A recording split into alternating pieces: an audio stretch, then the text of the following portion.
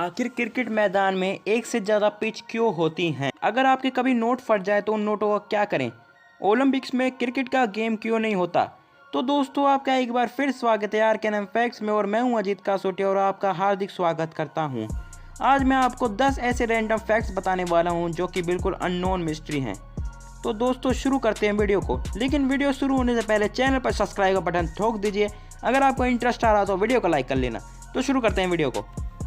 Number 10, आपने अक्सर देखा होगा कि क्रिकेट मैदान पर 2-3 पिच बनी होती हैं। आखिर एक से ज़्यादा पिच क्यों होती है मैदान पर? अगर क्रिकेटर एक ही पिच पर खेल सकता है तो एक से ज़्यादा पिच क्यों बनाई दी जाती हैं? तो ये पिच नेट प्रैक्टिस करने के लिए होती हैं और कुछ घरेलू लीग खेलने के लिए भी होती हैं, जैसे रणजी ट्रॉफी, दिलीप ट्रॉफी और कुछ घरेलू लीग। और इनको स्टैंडर्ड के हिसाब से स्टैंड बनाया जाता है, जिससे कि 3 पिच रखी जाती हैं। अगर 2 पिच पर प्रैक्टिस कर सकता है तो एक पे क्रिकेटर असली में रियल गेम खेल सकते हैं। तो इसलिए नेट प्रैक्टिस के लिए बनाई जाती हैं एक से ज़्यादा पिच।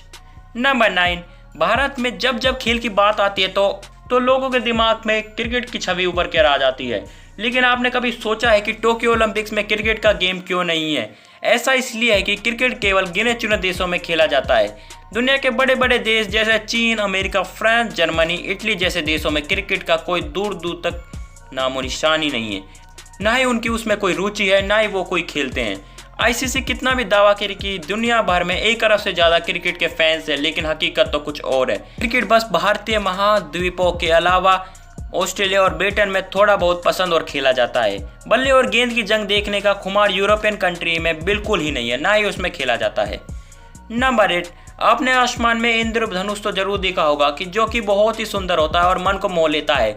लेकिन आपको क्या पता है कि कोई ऐसी नदी भी है जिसमें 5 कलर जो कि इंद्रधनुष की तरह ही लगती है? तो हम आपको बता देते हैं कि कोलंबिया में एक ऐसी नदी है जिसमें 5 कलर दिखते हैं जो कि इंद्रधनुष की तरह ही लगते हैं।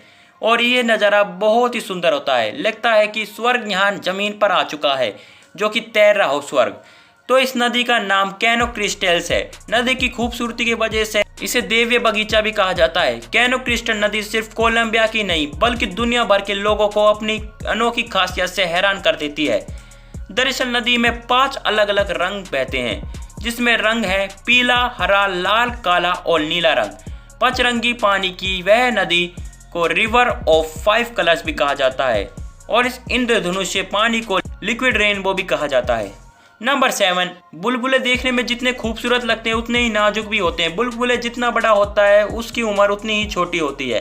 हालांकि वैज्ञानिकों ने कमाल किया है, उन्होंने एक ऐसा जादुई बुलबुला बनाया है जो कि 465 दिन तक तैयार हो सके। आपको जो स्क्रीन पे बुलबुला दिख रहा है ये वही बुलबुला है जो कि 465 दिन तक रह सकता है और इसे जादुई बुलबुला भी मतलब मैजिक बबल्स भी कहा जाता है। नंबर 6, आखिर प्लेन की खिड़की में छेद क्यों होता है? कभी ध्यान किया हो तो प्लेन की खिड़की में एक छोटा सा छेद भी होता है। नहीं देखा हो तो बता दें कि प्लेन की खिड़की में 3 लेयर्स होती हैं। एक लेयर बाहर, दूसरा बीच में और तीसरा अंदर की तरफ होता है। इसमें बीच वाले हिस्से में एक छोटा सा छेद होता है। जानकारियों के मुताबिक इस बीच के हिस्से में मौजूद ये छेद केबिन प्रेशर को मेंटेन करता है। मान लीजिए दबाव के कारण खिड़की में दरार आ जाए और सबसे पहले बाहर वाली लेयर टूटेगी, इसके बाद दूसरी बीच की लेयर टूटेगी और तीसरे में टूटेगी वो इनर वाली लेयर। इससे खतरा टल जाता है, मतलब खतरे का आने में टाइम लगता है और हम जल्दी से इस खतरे से निकल सकते हैं। नंबर 5, अगर हमारे नोट फट जाते तो हम क्या करें? बहुत लोगों के दिमाग में ये सवाल आता है कि अब मेरे नोट फट गया, अब इस नोट का क्या काम, इसे फेंक देता हूँ। लेकिन ऐसा नहीं है, आप इस नोट को चला सकते हैं। आरबीआई के नियमों के अनुसार यदि आपका नोट टुकड़ों में फट जाता है तो बैंक इसे बदलेगा। अगर नहीं बदलेगा, अगर बैंक वाला इस नोट को नहीं बदल रहा तो आरबीआई में कंप्लेन कर दीजिए। यहाँ तक कि कटे फटे नोट को कोई भी हिस्सा गायब हो उसे भी एक्सचेंज किया जा सकता है। अगर किसी नोट का एक हिस्सा पूरी तरह से फटा हो या पूरा हिस्सा कट गया हो या पूरा नोट जला ही हो तो उसे आरबीआई के इशू ऑफिस में बदला जा सकता है। मतलब आपका कैसा भी नोट हो उसे बदला जा सकता है। नंबर 4, मोदी जी के बॉडीगार्ड काले रंग का चश्मा क्यों पहनते हैं? लेकिन मेरा सवाल तो यही है कि बॉडीगार्ड का काले रंग का चश्मा क्यों पहनते हैं? अक्सर आपने देखा होगा कि प्रधानमंत्री मोदी जी के बॉडीगार्ड उनके साथ चलते हैं, उनकी सुरक्षा की जिम्मेदारी रखते हैं। लेकिन वो काले रंग का चश्मा क्यों पहनते हैं? क्योंकि ये बॉडीगार्ड प्रधानमंत्री के साथ चल रहे होते हैं, फिर खड़े होते हैं और उनकी निगाह हर तरफ दौड़ती रहती है। इस बात का किसी व्यक्ति को पता ना चले कि वह किस तरफ देख रहे हैं और किसको देख रहे हैं और किसी को इशारा कर रहे हैं, इसलिए बॉडीगार्ड काले रंग का चश्मा पहनते हैं, जिससे कि वो जहां भी देख रहे हैं उनको लोगों को उसका अंदाजा भी ना हो। नंबर 3, भारतीय संसद में 420वीं सीट कहां गई? दरअसल भारतीय संसद में लोकसभा सदस्यों की संख्या 543 है। इस लिहाज से संसद भवन में कम से कम नंबरिंग से 543 सीटें होनी चाहिए, लेकिन आपको जानकर हैरानी होगी कि भारतीय संसद के हॉल में 420 नंबर की सीट ही नहीं है। जी हाँ, आप सही सुन रहे हो, संसद भवन में 420 नंबर की सीट की जगह नहीं दी गई। किसी भी सांसद को 420 नंबर की सीट आवंटित नहीं की गई। 15वीं लोकसभा में सीट आवंटन के दौरान 420वीं नंबर वाली सीट के दौरान 420वीं नंबर की सीट की जगह पर 419A नंबर की सीट रखी गई है। बदरुद्दीन अजमल देश के पहले सांसद थे जिन्हें सर्वप्रथम 419A नंबर की सीट आवंटित की गई थी।